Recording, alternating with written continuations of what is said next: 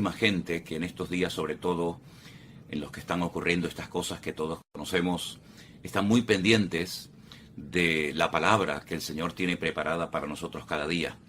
Bueno, pues hoy nos toca leer en el Evangelio de Mateo, concretamente en el Evangelio de Mateo capítulo 19, a partir del versículo 13, encontramos unos versículos muy interesantes de los cuales me gustaría hablar en esta mañana. Y dicen así: Entonces le fueron presentados unos niños para que pusiese las manos sobre ellos y orase. Y los discípulos les reprendieron. Pero el Señor Jesús les dijo: Dejad a los niños venir a mí, y no se lo impidáis, porque de los tales es el reino de los cielos. Y habiendo puesto sobre ellos las manos, se fue de allí. Todo lo que se le haga a un niño es de tremenda importancia, para bien o para mal.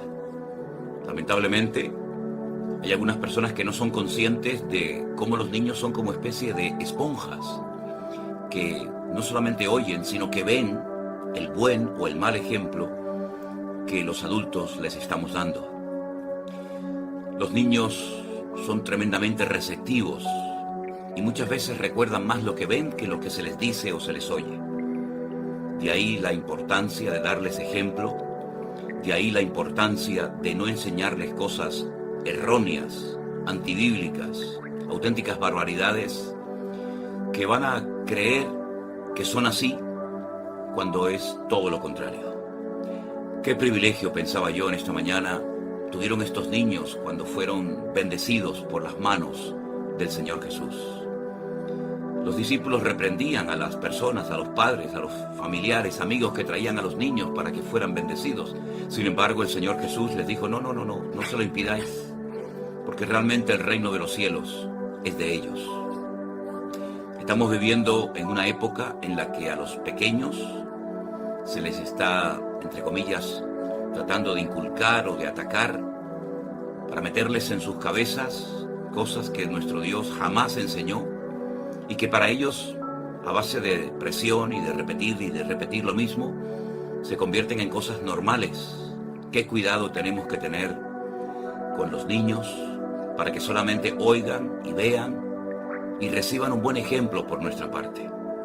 Y por otra parte, nosotros tenemos que tener la actitud de querer aprender siempre, de ser dóciles, de dejarnos enseñar por nuestro Dios, porque todo lo que el Señor tiene para nosotros es bueno. No siempre podremos decir lo mismo de lo que se enseña, a veces incluso en las mismas escuelas y universidades, y a través de los medios de comunicación.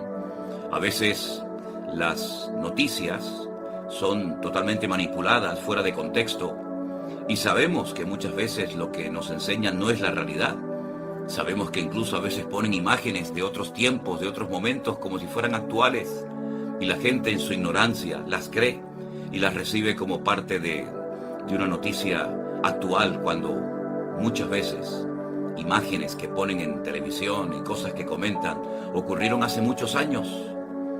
Y hermanos queridos, nosotros tenemos como creyentes que ser sabios y tenemos que ser prudentes a la hora de educar, de instruir a la nueva generación, la que viene detrás de nosotros y la que ocupará los puestos, los cargos que nosotros tenemos hoy en día. ¿Qué ejemplo tenemos que darles para que ellos puedan crecer sanamente, para que reciban la palabra sana, pura y limpia de la palabra de Dios a temprana edad? Y por eso en algunas ocasiones, cuando he ido a ciertas iglesias, sobre todo iglesias donde no se les da tal vez la importancia que debería a los niños, mientras sus padres, sus abuelos, los adultos están en lo que llaman el culto, los niños están jugando, correteando por aquí y por allá, y se olvidan de que si no preparamos adecuadamente a esa próxima generación, difícilmente podrán seguir adelante con la antorcha del Evangelio y difícilmente podrá haber continuidad en la predicación de la palabra. Atendamos a esos niños, a esos jóvenes que nos rodean, enseñándoles claramente la palabra de Dios y diciéndoles lo que no es normal y lo que sí es normal, en lo que sí tienen que creer y en lo que nunca tienen que creer y aceptar. Pienso, por ejemplo, ya no era un niño, evidentemente, José cuando fue llevado a Egipto, pero pienso en la educación que tuvo que recibir de parte de sus padres, sobre todo del patriarca Jacob. Lo marcó de tal manera que él, durante los años que vivió en Egipto, nunca cayó en la idolatría de Egipto, nunca se olvidó de Dios, sino que entendió que el plan de Dios era que él estuviera allí. Y así se lo dijo a sus hermanos años más tarde: no me trajisteis vosotros a Egipto, sino fue Dios el que me trajo aquí para la salvación de vuestras vidas y de otras tantas. Pienso también en Daniel cuando fue deportado, cuando fue llevado cautivo a Babilonia, donde permaneció hasta el día de su muerte. Cómo intentaron arrancar a Dios de su vida, de su corazón, cambiándole el nombre, presionándolo por todas partes para que se olvidara del Dios de Israel. Sin embargo, él nunca se enfadó con Dios. Él nunca renegó de Dios, sino más bien todo lo contrario. Puso de rodillas en varias ocasiones a los reyes de Babilonia y fue un hombre respetado, fue un hombre que tenía el aval de Dios en su vida, porque aquella educación que había recibido tal vez en los primeros años de su vida lo marcó para siempre. De ahí que nosotros tenemos que bendecir a los niños y dedicarles tiempo y hacer todo lo posible para instruirlos, como dice la palabra, para que aun cuando fueren viejos no se aparten de esos caminos. Pienso también en Moisés, ¿verdad? Que los primeros años de su vida estuvo en su casa con su madre, con sus hermanos, y después cuando fue llevado al palacio del faraón de Egipto, él siempre sabía que no era egipcio, sino era parte del pueblo que estaba en aquel momento sufriendo y experimentando todo tipo de humillaciones y de vejaciones.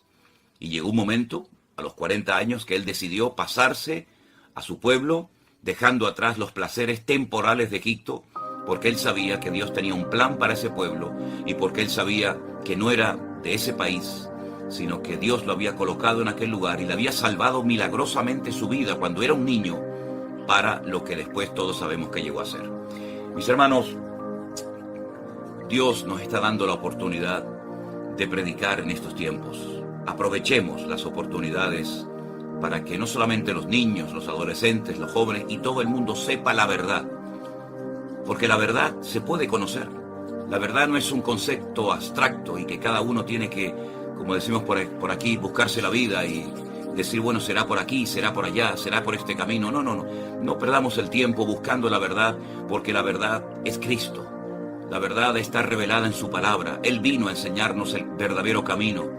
Él vino a enseñarnos las verdades bíblicas eternas que no caducan, que no envejecen, que siguen transformando vidas y trayendo libertad a los oprimidos y abriendo los ojos y haciendo que muchas personas pasen de muerte a vida.